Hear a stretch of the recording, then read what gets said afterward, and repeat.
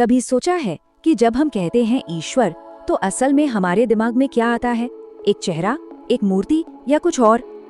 ये सवाल जितना गहरा है, इसका जवाब उतना ही दिलचस्प हो सकता है। चलिए आज इसी सोच की परतों को खोलते हैं। तो वो सबसे बड़ा सवाल, आखिर ईश्वर कैसा दिखता होगा? ये सवाल कोई नया नहीं है, सदियों से लोग इसका जवाब ढूंढ रहे हैं। देखिए, कुछ लोगों के लिए ईश्वर की कल्पना है 4 भुजाओं वाले विष्णु के रूप में, एकदम शांत और शक्तिशाली।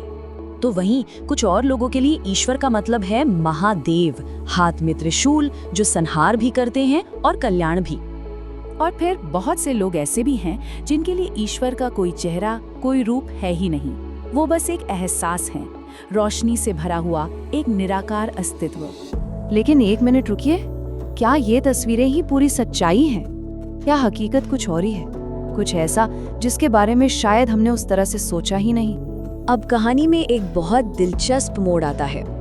क्या हो अगर हम ये कहें कि ईश्वर की ये सारी तस्वीरें, ये सारे रूप असल में हमारे अपने बनाए हुए हैं, कि इंसान ने अपनी जरूरतों के हिसाब से ईश्वर को एक आकार दिया है।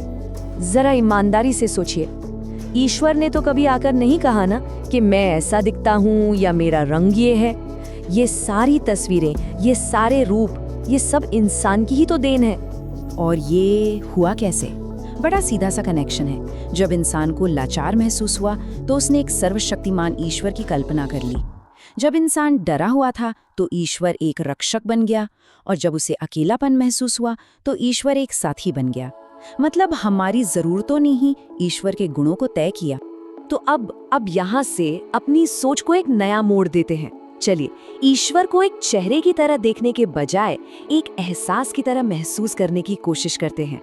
देखिए, एक तरफ है पुराना विचार कि ईश्वर का कोई फिजिकल फॉर्म है, मूर्ति जैसा, इंसान जैसा, जो शायद किसी जाति या लिंग में बंधा है। और दूसरी तरफ है ये नया विचार कि ईश्वर कोई चेहरा नहीं बल्कि एक एक्सपीरियंस है, एक सेंसेशन है, एक एहसास। अब ये एहसास कैसा होता है? सोचिए, जब कोई किसी भूखे को खाना खिलाता है तो उस पल जो एक सुकून, एक निस्वार्थ भाव मन में आता है, शायद वही ईश्वर है।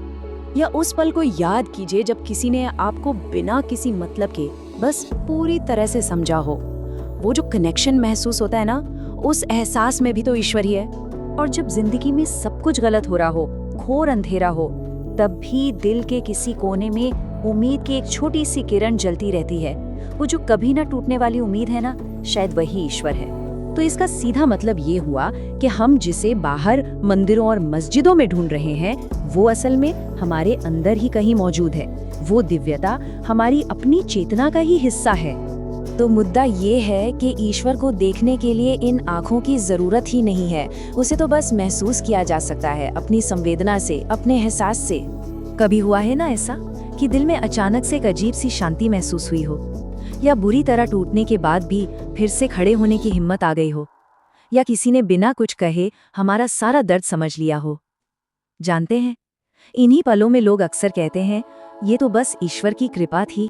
तो शायद हमें उस सोच से आगे बढ़ना होगा कि ईश्वर कहीं ऊपर आसमान में बैठा कोई राजा है जो दुनिया को कंट्रोल कर रहा है। तो फिर ईश्वर है क्या? शायद ईश्वर हमारी अपनी चेतना है, हमारी करुणा है, हमारी आत्मा की वो ताकत है जो हमें मुश्किलों में भी सही बनाए रखती है। और शायद इसीलिए ये कहा जाता है कि ईश्वर कण कण में है। इसका गहरा मतलब यही है कि वो दिव्य शक्ति सिर्फ किसी एक जगह नहीं बल्कि हम सब में है, हर एक इंसान के अंदर। तो चलिए अब हम अपनी इस खोज के बिल्कुल आखिरी हिस्से पर आ गए हैं और उस सवाल का जवाब ढूंढते हैं जिससे हमने ये सारी बातचीत शुरू की थी।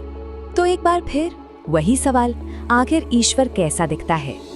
और इसका जवाब शायद ये है, ईश्वर ठीक वैसा ही दिखता है जैसा एक इंसान तब दिखता है जब वो अपने छोटे मोटे स्वार्थ से ऊपर उठ जाता है। और कैसा होता है वो इंसान? वो शांत होता है, न्याय करने वाला होता है, करुणा से भरा होता है और बिल्कुल निडर होता है। असल में यही गुण ही तो ईश्वर का असली चेहरा है। तो आखिर में बस एक ही ख्याल मन में आता है कि शायद हम बाहर ईश्वर को ढूंढने की कोशिश में ये भूल ही गए कि अगर हम खुद ही थोड़ा सा बेहतर इंसान बन जाएं, तो शायद वही ईश्वर का सबसे सच्चा और सबसे खूबसूरत रूप होगा।